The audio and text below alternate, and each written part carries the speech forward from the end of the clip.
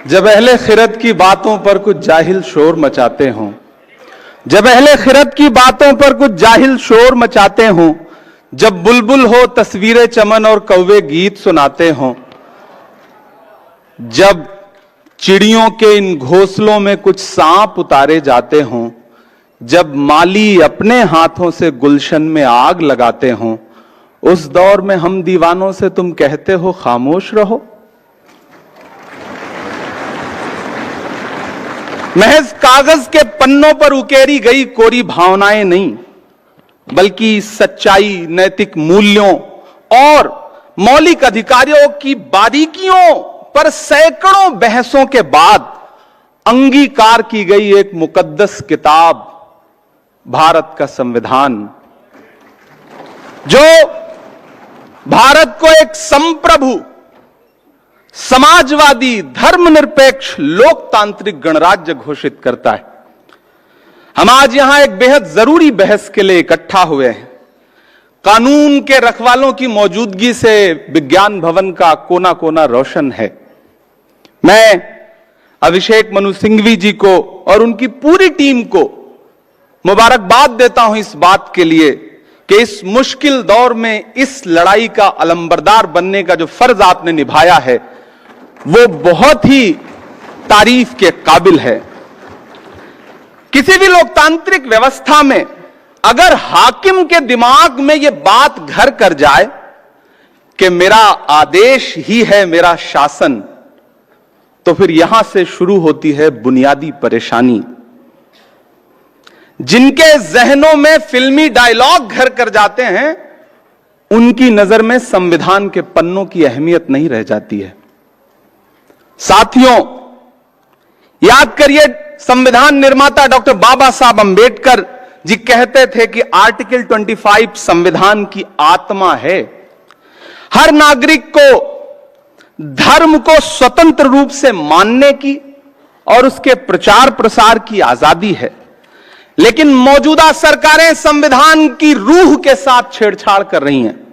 धर्मांतरण विरोधी कानून हो, लव जिहाद का कानून हो, सीए का कानून हो, वक्फ अमेंडमेंट एक्ट हो या फिर बुलडोजर का एक्शन हो, यह सिर्फ संविधान की रूह के साथ छेड़छाड़ नहीं, बल्कि डॉक्टर बाबा साहब अंबेडकर की आत्मा के साथ भी नाइंसाफी है। मेरी आंखों के सामने देश के कोने कोने से आए हुए वकील साथी बैठे हैं। जिस सरकार में बैठे हुए लोगों को संविधान में निहित सेकुलरिज्म और सोशलिज्म जैसा शब्द नासूर लगता हो, और सिर्फ लगता ना हो बल्कि इसको पब्लिकली कहने की हिम्मत भी जुटा ले रहे हों, तब फिर समझ लीजिए कि खतरे बहुत बड़े हैं।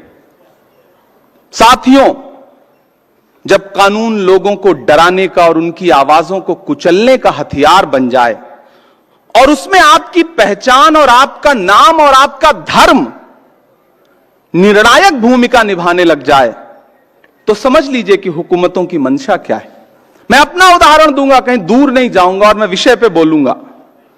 मुझे गर्व है कि मैं आजादी की दूसरी लड़ाई में राहुल गांधी का सिपाही हूं। मैं उनके साथ चला हूं 4000 किलोमीटर कन्याकुमारी से कश्मीर तक, कंधे से कंधा मिलाकर। लोग मुझसे कहते थे, इमरान साहब आप नेता बाद में हैं, शायर पहले हैं, राहुल जी पैदल चल रहे हैं, शहजादा पैदल चल रहा है। मैंने कहा, शहजादे ऐसे नहीं होते हैं।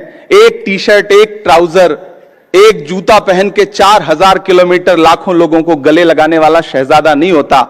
हाकिम तो वो होता है जो 10 लाख का सूट पहनता है और 8,500 करोड़ के जहाज में घूमता है। मैं उनका सिपाही हूं। मैं देश की उस संस्था का सदस्य भी हूं जहां कानून बनने बिगड़ने की प्रक्रिया होती है। मैं पिछले दिनों एक सामूहिक शादी में गुजरात गया था, जामनगर। बड़ा अच्छा कार्यक्रम, 51 जोड़ों की सामूहिक शादी।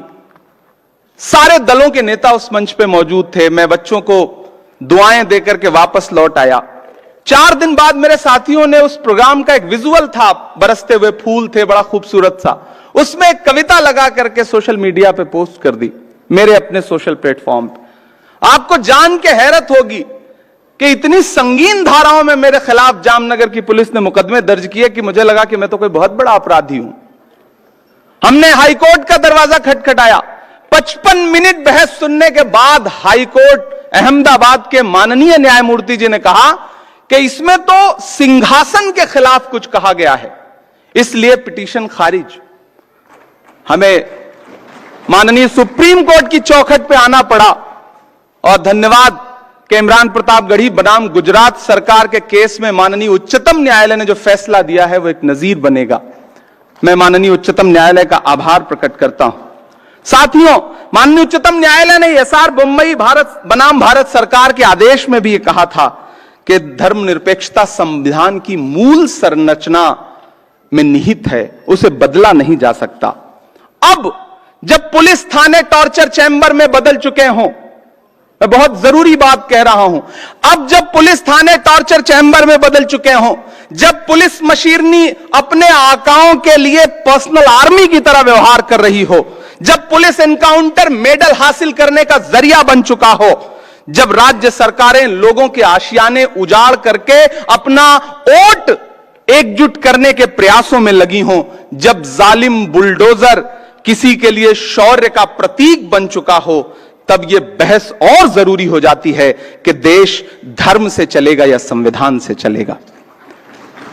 साथियों, मैं अंत में आपसे बस इतना कहना चाहता हूं, कोई लंबी तकरीर नहीं, कि मौजूदा हाकिम के काम करने का तरीका बड़ा अलग है।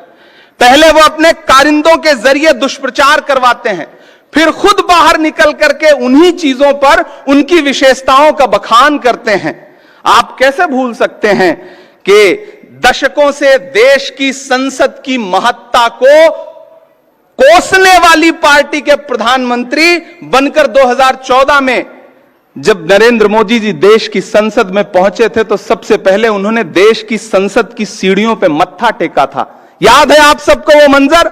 और उस मत्था टेकने का अंजाम क्या हुआ कि महज 10 साल के अंदर उन्हीं सीढ़ियों से बनी हुई संसद को बदल दिया उन्होंने। पुरानी संसद बदल के नई संसद कर दी।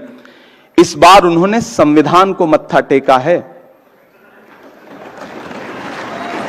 तो खतरा बढ़ गया है। सतर्क रहिए, जागरूक रहिए, संविधान को बचाइए, और सिर्फ बचाइए ही नहीं, हाकिम की चालाकियों को बेनकाब भी करते रहिए। कातिल ने किस सफाई से धोई है आस्तीन, कातिल ने किस सफाई से धोई है आस्तीन, उसको खबर नहीं कि लहू बोलता भी है। बहुत शुक्रिया। एक बार पुनः अभिषेक मनु सिंघवी जी को एक शानदार कार्यक्रम के लिए बधाई, और पूरे देश के कोने कोने से आए हुए न्याय के रखवालों को बहुत आभार, बहुत दुआएं, बहुत मुबारकबाद। शुक्रिया।